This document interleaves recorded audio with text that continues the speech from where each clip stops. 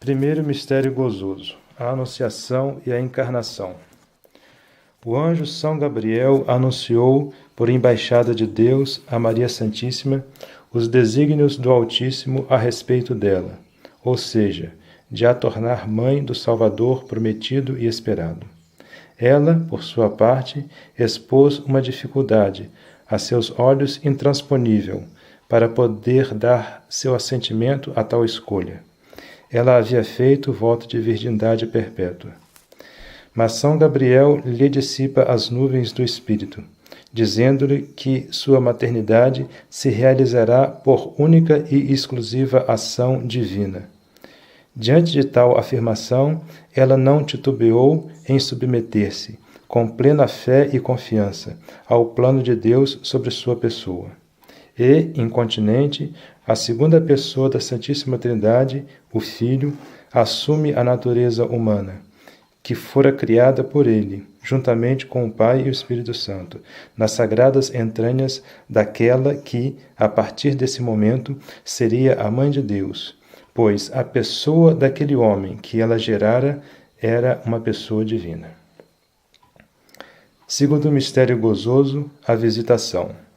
Nossa Senhora, ao saber da parte do anjo São Gabriel que sua prima, Santa Isabel, estava grávida de 6 meses, apressou-se em ir saudá-la e ajudá-la nessa época tão delicada da gestação. De sua parte, Santa Isabel, inspirada pelo Espírito Santo, ao ouvir a saudação de Maria Santíssima, reconheceu a encarnação de Jesus, assim como a maternidade divina de Nossa Senhora.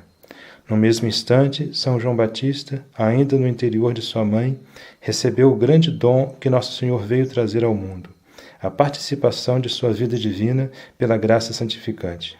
Dom que foi causa de grande alegria para a criança gerada havia 6 meses. E Nossa Senhora, também inspirada pelo Espírito Santo, entoou um hino profético e de ação de graças a Deus. Uma das profecias nele contidas são as palavras: todas as gerações me chamarão bem-aventurada. Terceiro mistério gozoso, o nascimento de Jesus. Chegada a época em que Nossa Senhora devia dar à luz, Deus como que moveu todo o Império Romano para que esse movimentar, ditado pelo censo imperial, causasse o nascimento de Jesus na cidade profetizada para ser o lugar desse capital acontecimento. Aí, em Belém, ele vai nascer, abandonado pelos homens, desconhecido por eles e em um lugar paupérrimo. Mas aí estava o que ele mais estima, corações santos, desapegados de tudo e cheios de caridade divina, o de sua mãe e o de São José. Ele apareceu aos olhos humanos sob a forma enternecedora de uma criança recém-nascida, para atrair assim o nosso amor e podermos exclamar com a Santa Igreja: nasceu para nós um menino e nos foi dado um filho. Quarto mistério gozoso, a purificação de Nossa Senhora e a apresentação de Jesus. No Antigo Testamento, a lei mandava que as mães, ao darem à luz, deviam cumprir a cerimônia chamada da purificação, e se o filho fosse primogênito, este devia ser oferecido no rito da apresentação. Nossa Senhora, a Puríssima Sempre Virgem, não estava obrigada ao rito da purificação. Nem Nosso Senhor, o próprio Deus encarnado, tinha que ser oferecido como se fosse um pecador. Mas tanto Jesus como Maria Santíssima quiseram dar-nos o exemplo de obediência e humildade. E nessa ocasião, Nosso Senhor se ofereceu ao Pai como vítima de holocausto, para sofrer pela nossa salvação tudo o que lhe estava preparado, sua paixão e morte. O oferecimento foi total e perfeito, inteiramente aceito e agradável ao Pai, semelhante ao que ocorre na Santa Missa, sendo que agora Jesus já experimentou aqueles sofrimentos, e na apresentação ainda não os havia experimentado. Quinto mistério gozoso, a perda, a procura e o encontro do menino Jesus. Nosso Senhor quis deixar-se ficar no templo de Jerusalém sem que o soubessem Nossa Senhora e São José, os quais voltavam para a sua cidade. Durante 3 dias, cheios de dor, procuraram o menino, mas em vão. Finalmente encontraram-no entre os doutores da lei, mostrando-lhes com toda a modéstia quem ele era, através de seu saber extraordinário.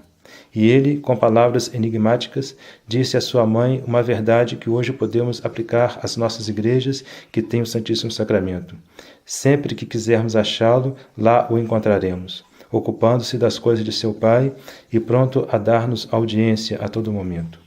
Ó Senhor, concedei-nos que, a exemplo de Maria Santíssima e São José, não haja para nós maior sofrimento do que o de estar sem vós, e que envidemos todos os esforços para ter-vos sempre conosco por vossa graça santificante. Primeiro mistério doloroso, a agonia no horto. No Horto das Oliveiras, Nosso Senhor vê com toda a crueza tudo o que terá de sofrer para nos salvar. Vê também toda a nossa ingratidão por tão grande benefício. Não lhe falta a impressão de que é um grande culpado que se apresenta diante do tribunal de Deus, pois, naquele momento, ele estava ali representando-nos a todos nós. E toda essa torrente cai-lhe sobre as costas, e esse sofrimento é tamanho que, prostrado em terra, começa a transpirar não somente suor, mas sangue também. E ele procura conforto em seus apóstolos e não encontra. Sozinho ele começa sua paixão e sozinho prosseguirá as 17 horas que o separam da terrível morte que o espera. Mas a agonia se desvanece após 3 angustiosas horas, e ele suportará tudo o que vier com a mais indescritível e divina paz. Segundo mistério doloroso, a flagelação. Desejando satisfazer a sede insaciável de sangue que os judeus mostravam contra Jesus, Pilatos submete-o ao cruel suplício da flagelação. O flagelo romano era munido de balas de chumbo em suas pontas, que fazia ao longo do corpo do condenado dolorosas feridas de considerável tamanho. Os braços vigorosos dos carrascos, além das costas, não poupavam nem os braços nem as pernas, tornando o corpo do supliciado uma chaga viva. Nosso Senhor, por causa de seu suor de sangue no Horto das Oliveiras, estava, ademais, com seu corpo em um extremo grau de sensibilidade, tornando-lhe a flagelação como que um invólucro de dor como de fogo. Ele via, através dos séculos, os pecados que se cometeriam com o sentido do tato, e que, nesse momento, ele reparava tão dolorosamente. Senhor, dai-nos a graça de um arrependimento profundo de nossos pecados contra a santa pureza, por causa dos quais vós tanto sofrestes. Terceiro mistério doloroso, a coração de espinhos. Os soldados não se satisfizeram com a flagelação, queriam rir-se da realeza de Nosso Senhor, e, unindo a crueldade à zombaria, coroaram-no com uma coroa de espinhos que tornou os cabelos e o rosto de Jesus cobertos de sangue. Sua figura era digna de toda compaixão. No entanto, ele não encontrou à volta de si senão corações insensíveis, que, como abutres em cima da carniça, esmeravam-se em redobrar os seus sofrimentos físicos e morais.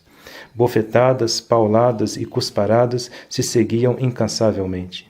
Ele certamente tinha em vista reparar os nossos pecados de pensamentos, seja de orgulho, seja de impureza, seja de falta de caridade para com o próximo.